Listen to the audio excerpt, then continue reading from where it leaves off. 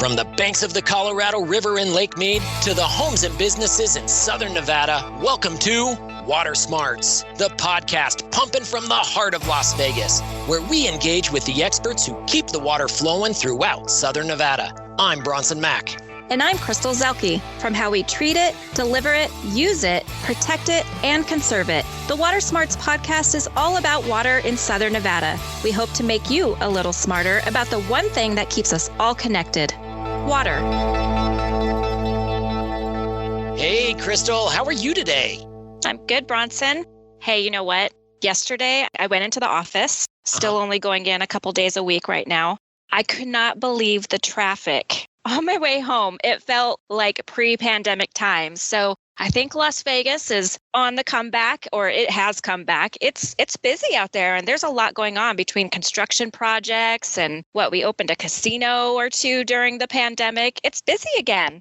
You are absolutely right. I mean, this pandemic really could not keep Vegas down. Here we are coming back with vengeance, if you will. You are absolutely right. I've noticed that same thing. You know, I'm out there on the roadways too, and there is a lot more traffic than there was a year ago at this time. And, you know, I'm hitting the cone zones too. And all of that, though, Crystal, is not only a sign of Vegas coming back, but it's really a sign of economic activity. And that's good for all of us here in Southern Nevada to have that kind of economic activity, to have construction taking place again. And some of that construction I noticed is within our roadways. So that tells me that's construction activity on existing infrastructure.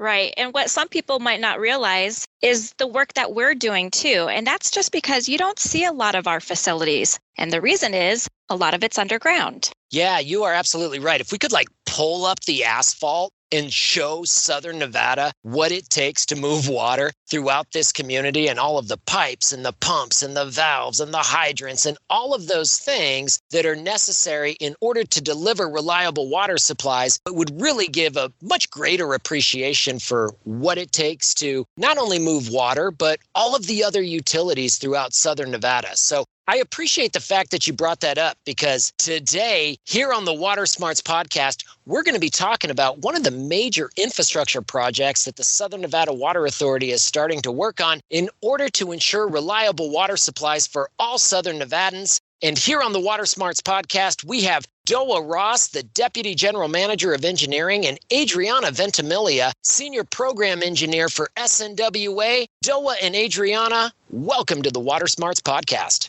Thanks for having me back, Bronson. Thank you, Bronson. Happy to be here. Well, we are happy to have both of you here, and Doa, absolutely welcome back. Before we start talking in more detail about the Horizon Lateral project, I think it's probably important just to explain a little bit to our listeners about why this project is necessary. When it's built, it's going to work in tandem with some of our existing infrastructure that is already in the ground and serving the community, especially in the southern part of the valley. But can you provide just a little bit more background for us as we get started here about the Horizon Lateral project and why the Water Authority is planning to expand that infrastructure that's already there and serving the community?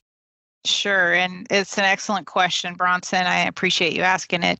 So right now, approximately 40% of Southern Nevada is served off of what we have called the South Valley Lateral, and that's an SNWA line, large diameter, and it's a fantastic line, and it has been a very great part of our resource and infrastructure. However, it is still a single feed. And this becomes important when it ever comes a time for us to do repairs or maintenance to our infrastructure. If we've got everyone being fed off of one single line, that can cause a little bit of problems for keeping our customers in service. So the South Valley Lateral was actually constructed in the late 1990s. And while it has served us very faithfully, as with everything in infrastructure, we always have to maintain it, and there are possibilities for areas of upkeep. In 2017, we actually were alerted to some water pooling in the area of Gibson and Horizon Ridge. And through our leak detection efforts and our investigations that we do, we were able to pinpoint the place of the leak, and it is part of the South Valley Lateral. At that time, it was part of the South Valley Lateral. So if you can imagine, we don't just jump into your drinking water with boots and gear on. I mean, we just don't do that. for safety reasons, of course, and reliability. We want to drain that pipe appropriately, make the necessary repairs, fill it back up, disinfect, and so forth. Well, if we have 40% of the valley being served by that one line, you can imagine there are a little bit of coordination that was necessary. And of course, our customers off that line are City of Henderson and Las Vegas Valley Water District, and then all of their roughly 1 million customers from that line. So it took about 10 days total from the time that we noticed the leak, drained the line, were able to get in, make the repair, and get it charged back up. Fortunately, we were able to work with both City of Henderson and Las Vegas Valley Water District to fill their reservoirs, to change their operational strategies, to make sure that their customers were never without water. But you can imagine if this was a much bigger issue or a much bigger repair that was necessary, we may not be that lucky. 10 days is a really quick turnaround for a pipe this large. So we realized redundancy is really part of the game. We do this all over the valley in everything else, but the South Valley Lateral was never designed with redundancy. Part of that is because much of what we know of City of Henderson that's developed today did not exist at that time. So we really didn't think we needed as much. And also it was a huge cost to put in a second pipe. So that kind of led us to decide that, wow, we really need to build some redundancy into the South Valley Lateral system to be able to provide reliable water to both City of Henderson and the Las Vegas Valley Water District. And that was when we kind of turned over to the community and said, this is what we think we need. And they recommended, as part of the ERPAC group, the Horizon Lateral be one of the projects in our major capital and construction plan. So Doa, when you say redundancy, by that you mean that there are additional facilities and infrastructure that can be used to make sure that no one goes without water for too long while there's a major repair. I'm assuming that the rest of the Las Vegas Valley has that type of redundancy built into its infrastructure. Is that correct? That's absolutely correct. And if you looked at our whole system, we essentially surround the valley with our big, humongous arms of a hug of water. We provide water to North Las Vegas, to City of Henderson, all around the valley, but we have redundancy built throughout our entire system with the exception of the South Valley Lateral. So this is really important. And on the water district side, we do that within our regular distribution system. We always want to have 2 feeds of water. In case one goes down, we can get you water from another direction. Wow, so that is really ensuring that customers continue to have their water needs met because you have options to be able to move that water throughout the valley, isolate other areas of pipelines or infrastructure that are necessary for repair without affecting service to customers. That is really impressive. And in this experience that you had in 2017 where the South Valley Lateral had to be temporarily shut down for emergency repairs, and I believe you said that South Valley Lateral currently provides about 40% of water deliveries throughout Southern Nevada. That's correct? That's correct. Wow. So that's a big demand that you have on that pipeline. And you had to work with the City of Henderson and the Las Vegas Valley Water District to not only fix those repairs quickly, but also coordinate together to ensure that the water kept flowing and customers kept getting the water that they needed. And if I understand correctly, you also decided that there was more of a long-term solution that was needed. So how did the Horizon Lateral project get to move forward? Well, actually, this isn't the first time we've really contemplated this particular pipeline. It was actually something that we contemplated several years ago before the recession that happened in 2007, 2008 timeframe. We had planned on this and actually we're moving forward with some preliminary alignment design concepts. But when the recession kind of happened and we realized, okay, we need to sort of pivot a little bit and change our priorities, not to mention the money being spent. And actually, we did turn our attention towards a very critical piece, which we've discussed before, which was the third intake and the low lake level pump station. And once we completed that, then we were able to turn our attentions back to the South Valley Lateral's redundancy needs, and not only for redundancy for that particular line, but also to be able to allow for development and economic diversity that is necessary in our valley, not just in Henderson, but in the southern part of the system. And that was when really everything was brought back as part of one of those recommended projects that the ERPAC committee said this is absolutely necessary for sustaining Southern Nevada. And that ERPAC committee, if I can just ask a follow-up there, that ERPAC committee was a group of stakeholders that represented a cross-section of various sectors in Southern Nevada, business interests, homeowner interests, HOA interests, and all of these various economic sectors we have here. And if I understand that correctly, Doa, they provided recommendations on ways in which Southern Nevada Water Authority could make some infrastructure improvements to help continue to ensure reliable water service to all Southern Nevadans. Absolutely. They recommended anything from asset management, maintaining our existing facilities, ensuring that they maintain a long, healthy life of serving our customers, as well as those projects that are needed to provide that reliability and redundancy for Southern Nevada.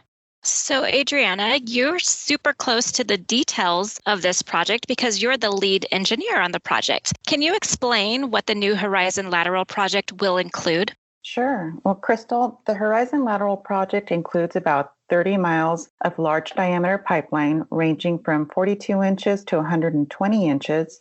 These are large pipelines, a lot larger than the water lines that are in front of your home, or I should say in the street in front of your home.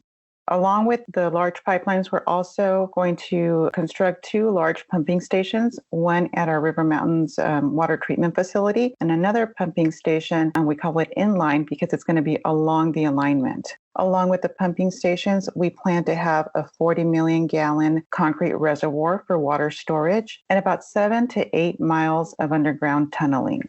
Along with those systems, we also have rate of flow control stations at our Henderson and Las Vegas Valley Water District connection points, 4 for the city of Henderson and 2 for Las Vegas Valley Water District. So these are pretty big pipelines that are going in, not just your average standard lines that maybe residents would be used to seeing outside of their homes. Pretty big, right? Absolutely. They're about 10 feet in diameter. All right. What phase of development is the project in right now? Crystal, right now we're in the pre-design phase of the project, and that consists of us looking at 2 possible alignments. We're looking at the northern alignment and the southern alignment. The northern alignment, just like the southern, starts at the River Mountains Water Treatment Facility, and it goes westward all the way to the Southern Highlands area. So the northern alignment goes through the more developed area of Henderson, while our southern alignment goes south and through the Sloan Canyon National Conservation Area and avoids that dense population area. Right now, we are getting public input. We're working on our pre-design, as I mentioned, and we are also working on getting regulatory and environmental approvals. The pre-design phase will take anywhere from 2 to 2.5 years, but we do hope to be completed by 2023. And we expect to start construction in 2024, hoping to reach project completion in 2030. Wow, so this is a pretty long lead project, and it sounds like there's a whole lot of work that still needs to be done before these alignments are identified. Hey, Doa, with those 2 alignments or paths, if you will, through which this new transmission system can go, I understand there's some challenges with the North Corridor alignment going through that densely populated area of the city of Henderson. Can you just talk a little bit more about those 2 alignments and if there's like a preference between them for SNWA? Sure. One of the things that we did complete, which was needed prior to starting the preliminary design that Adriana spoke about, was the feasibility study. And part of that feasibility study really is a risk analysis, if you will, looking at possible routes. Can we even do this? We actually analyzed over 90,000 alignment segment options for this pipeline, and they were looked at for multiple different things. The route that would be best for infrastructure, minimizing disruptions to services, customers, roadways, things like that, minimizing environmental impacts, schedule, cost. There's a lot of things involved in that analysis. And at the end of the feasibility study, essentially, we found these 2 alignments were the best options for all interests involved. And as Adriana mentioned, there's a northern alignment, which does take you through the very densely populated part of City of Henderson. Think of Horizon Ridge Parkway, St. Rose Parkway, and it is a humongous pipeline. Adriana mentioned how big it is. This is a pipe big enough to drive a car through. that the trench that's necessary for that, for the depth of the pipe, as well as safely being able to access it and get it into the ground, is probably about 50 feet wide. So you can imagine these roadways being significantly torn up for several years of construction. This is road that people who live out there, as well as people who travel to and from for business or schools or parks or sports or whatever they're doing, they would be disrupted for quite a long time being able to drive through that area. Additionally, whether you're the northern alignment or southern alignment, both alignments have a portion of the alignment that does involve tunneling. If you go through the northern alignment, the equipment necessary to drill and tunnel this size of pipe is quite large. So we need a lot of open space to be able to do that. And unfortunately, the ideal spaces are public parks in some of these areas. So it would mean temporarily tearing up some of the public parks to be able to do the tunneling throughout that area. Additionally, there's a significant amount of utility coordination risk involved. If you can think of a typical roadway, how many times have you seen contractors out there installing, whether it be a gas line or a pipeline or a sewer line, and we have to find the right alignment to avoid all of those and or relocate them. So there's a lot of work that's necessary when you go through already populated urban areas. So now the southern alignment avoids that densely populated area of City of Henderson. It goes through much of BLM land. It's not been developed in that area. It would include about 8 miles of tunneling beneath the Sloan Canyon Conservation Area. Again, that's beneath, so we would not be tearing up through like a trench of Sloan Canyon Conservation Area. But it would require us tunneling underneath it anywhere from 50 to 1,000 feet deep from the surface of the Sloan Canyon Conservation Area. However, this area would probably allow for a lot faster schedule as well as less interruption to the people who live out there, no tearing up of parks and major roadways. And it saves the ratepayers about $200 million taking that southern alignment. So you can see kind of why, we sort of lean that way. But again, ultimately, the alignment is going to be determined through this process that we're doing right now in the preliminary design phase. Do you have thirsty grass? Well, you're in luck. The Southern Nevada Water Authority is giving you cash for your grass. Convert your useless lawn to WaterSmart Landscaping and receive a cash rebate from the Southern Nevada Water Authority. Start saving water and money today by visiting snwa.com. SNWA is a not-for-profit water agency. Doa, so I imagine for our listeners, it probably sounds like a relatively simple choice when, you just referenced the cost associated with it and the potential impacts to areas that we all drive through and commute through and have to interact with. It's some significant impact there to the roadways, but obviously there's a lot more studies. There's environmental impact studies and other analysis that needs to be conducted, as well as getting some public input into these two alignments. So can you just talk a little bit about what it takes to get a project like this, of this magnitude, through the approval process? And what are some of the things that still need to be done before there is a final decision? Absolutely. And it's a great question. As I mentioned, the environmental impact part of this, we are engaged with our stakeholders, every sort of interest group that might be involved in both the north and south alignments. And we go through a process, part of the National Environmental Policy Act. We call it NEPA. And that is part of addressing all of the environmental concerns that might be out there. So while we are putting together all of the people that are a part of this team, engaging those stakeholders, getting all of the feedback from interested parties in both alignments so that we can get everything addressed. Ultimately, we need that decision that tells us north or south to know which way to continue our design. There is a lot of the design aspect that can be done and will be done up front, actually. As Adriana mentioned, regardless north or south, they start from the same spot. So there are still some design aspects that can be done on the beginning of it. But ultimately, that decision that happens that determines what is the public's opinion, what's the environmental result of the best alignment, will determine where the design goes from here. Adriana, Doa touched on this a little bit about the impacts that could be expected from the construction project, whether it takes place in the north or the south. But Can you help our listeners understand how the project will be constructed and how much disruption customers in that area might expect or should expect? So the impacts of major construction projects can be frustrating, of course. And even if you don't live in the area, you can still expect to drive through some orange cone zones if you're driving to school, driving your kids to school, to work, or on your way to the grocery store. That said, we, the SNWA, will work with the City of Henderson, Clark County, and NDOT traffic engineers to determine the allowable work times based on the location of the street, whether the street is located next to residences or if it's located next to businesses. Now, that'll determine the work times that we're allowed to be there. And we also coordinate with the City of Henderson and Clark County and NDOT to make sure that there aren't any other projects or contracts in the same area. We don't want to double up contracts in a neighborhood. We want to keep the orange cones to a minimum.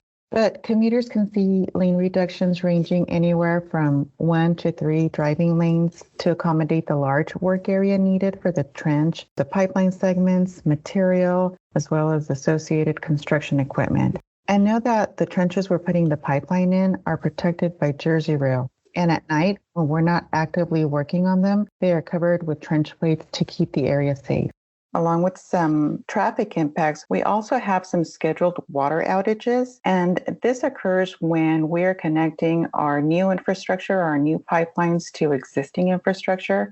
And these, again, are scheduled outages. So SNWA coordinates with the City of Henderson and Las Vegas Valley Water District on the times and dates that are best to do the connections so that the ratepayers or their customers don't see any impacts when we're doing these connections.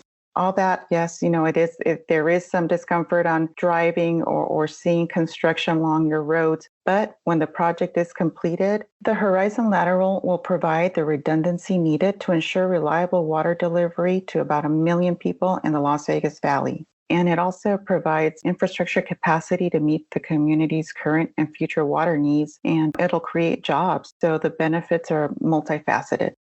So speaking of jobs, I imagine a project of this size would generate some new work here in Southern Nevada, which is great coming off of a year and a half now of the pandemic and a lot of people losing some of their jobs. So what kind of jobs will come out of a project like this for the Horizon Lateral project? Well, when it comes to construction and design of something of this size, it is not something that any one team could ever accomplish on their own. The design, as Adriana mentioned, is going to take a couple years at a minimum, and then plus they'll still be involved even during construction. Just so that you understand, if we do a typical water line or even a brand new subdivisions being built or brand new hotel casino, you typically hire one engineering firm and they take care of it, soup to nuts. But in this particular project, with the amount that's involved, there is an engineering firm and 9 other companies working with them to do the design. These are companies that specialize in environmental compliance, geotechnical, water design, tunneling, all sorts of things involved. And that's just on the design. Once you get into construction, you can pretty much think about every type of trade work or construction from a contractor's perspective that would be necessary. We're going to have earthwork people, welders, electricians, people doing traffic control, landscape, all sorts of things involved in this, not to mention the tunneling efforts of it all. There's going to be so many different job opportunities along this one project all the way through till 2030. It's going to last a long time. Well, that is really great to hear that there is some economic benefit that comes along with building a project of this nature. And then you couple that with the fact that the end result of a project like this increases the reliability of water service for everybody, just about every Southern Nevadan, and certainly those that are in the city of Henderson and in that southern part of the Las Vegas Valley. This is a really good community benefit that can be realized by being able to advance this project and get it installed. You mentioned there a little bit about the economics of this, and both you and Adriana talked a little bit about the fact that, when we build these facilities and a project like this, as it gets constructed, that construction activity has an impact. has an economic benefit in providing jobs, but it has an impact on those who have to drive through the cone zones or have to live near the areas where that construction is taking place. And actually, we have a question from one of our listeners about pipelines and infrastructure. And I'm hoping that, Adriana, maybe you can answer this one for us. This question comes from Kirk from Las Vegas. And Kirk asks us, how long is the lifespan of a water main? And what did they used to be made of? And what are they made of now? So can you just talk a little bit, Adriana? What's the lifespan of a water main? The lifespan of a water main really depends on the environment, the soil characteristics, and the installation, the operation conditions, and pipe material itself. SNWA uses welded steel pipe, and it's cathodically protected. So that lasts about, I would say, over 100 years. And that's what research shows. Now, if it's not cathodically protected, that's in the 80-year range. But again, we do cathodically protect ours, and it's well over 100 years. For smaller diameter pipe, with some of our purveyors, that's a ductile iron pipe, which is also cathodically protected. Sometimes they use PVC pipes. And back in the day, they would use redwood pipe, believe it or not, but it worked back then. Adriana, you just mentioned something there that maybe our listeners aren't quite attuned to. You said cathodic protection. Can you just give us a quick snapshot? What is cathodic protection? What does it do? Well, cathodic protection really prevents corrosion and extends the life of the pipeline. Wow. So once the pipe gets in the ground and gets installed and actually goes into service, there are protections that are in place to help prevent that pipe from degrading over time and keeps it reliable. Is that correct? That's absolutely correct. Again, it extends the life of the pipeline. And Doa, we're going to shoot the next question over to you. It has to do with Elon Musk's boring project, which is a tunneling system underneath the Las Vegas Convention Center, and it's connecting the convention center to parts of the Las Vegas Strip and other areas of downtown Las Vegas. And this question comes from Nancy in the city of Henderson. And Nancy asks, how does an infrastructure project like Elon Musk's boring project get coordinated with all of those underground utilities, including water mains? And she says she finds it fascinating that the boring project has moved so fast, considering everything that has to be coordinated and all of that existing infrastructure that's underground.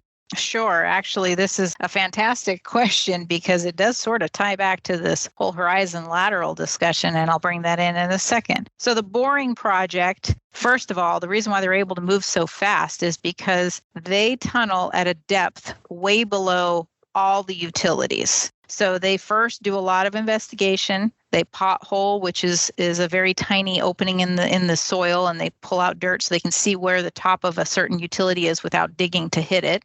They pothole to verify the location of all the utilities, and then they know go deeper than that, and then they tunnel, and that's why they know they're not going to hit anything by tunneling at such a depth. The only thing that then gets coordinated really with everyone is verifying the location of the utilities through potholing, but also where they have their access points. So the first project was connecting the original part of the convention center to the expansion part, and they made it past all the utilities without any issues. They coordinated the locations of their access shafts to make sure that they, again, don't collide or have any issues with existing utilities. So it's a lot of coordination, a lot of verifying where existing utilities are, and then you design around it. The reason why I say is bring it back to the Horizon Lateral is because, yes, Nancy, you're absolutely correct. That project was super fast being able to tunnel, and it was very inexpensive. And I bet you didn't even know that they were doing it if you were anywhere in the resort corridor, which is why we really are confident with that southern alignment, because we know we can tunnel underneath the Sloan Canyon Conservation Area without disrupting it. Wow. That is fascinating, especially when you consider the fact that that is heavy machinery, that is deep underground, that is advancing forward, that is removing all of the material and soils that are under the ground. Yet that can be done directly underneath the convention center, the Las Vegas Strip, and we don't even notice that that activity is taking place because it is so deep underground. Very, very impressive. Well, Doa Ross and Adriana Ventimiglia, thank you so much for joining us here on the Water Smarts podcast. We really appreciate you making us a little bit smarter about infrastructure and what it takes to ensure reliable water deliveries throughout our community. Thank you so much for having us, Bronson. And thank you, Crystal, as well. Thank you, Bronson. Thank you, Crystal. It was fun. The Water Smarts podcast is brought to you by the Southern Nevada Water Authority, which reminds you to follow the mandatory seasonal watering restrictions.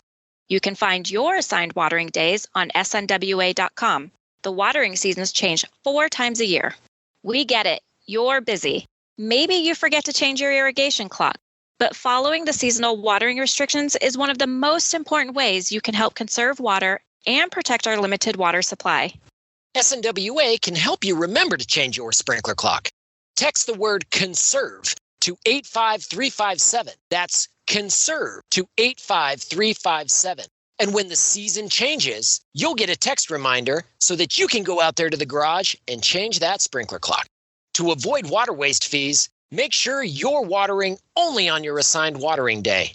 Not sure what those days are? Go to snwa.com and type your address in and find your schedule. Crystal, I got to tell you, I kind of geek out on infrastructure. I am very interested in what it takes to make systems work and to deliver water or power or whatever it takes. I kind of enjoy infrastructure myself. I don't know about you. Well, a lot of times when we're talking about infrastructure, it can go over my head. I mean, when you're not an engineer or someone that works in that background or that field, it can be a lot to take in. But what I appreciate about having Doa and Adriana on here today is they really broke it down and made it understandable about what it takes to do a project of this size to bring water to everybody here in the valley. So we're actually recording this right around National Infrastructure Week. But for us, that's not just 1 week a year. We're doing this every day.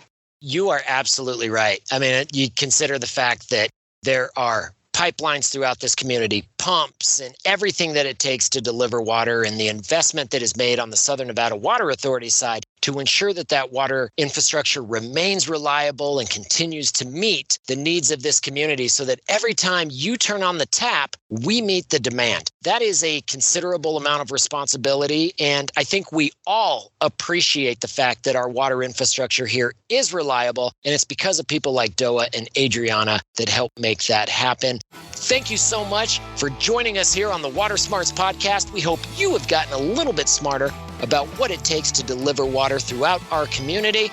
We hope that you subscribe and listen in next time.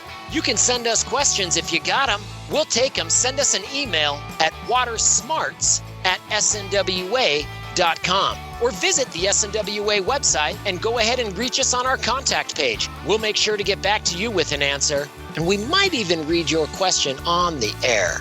Thank you so much to Kirk and Nancy for sending in their great questions, and thank you for listening. And we'll see you here next time on Water Smarts.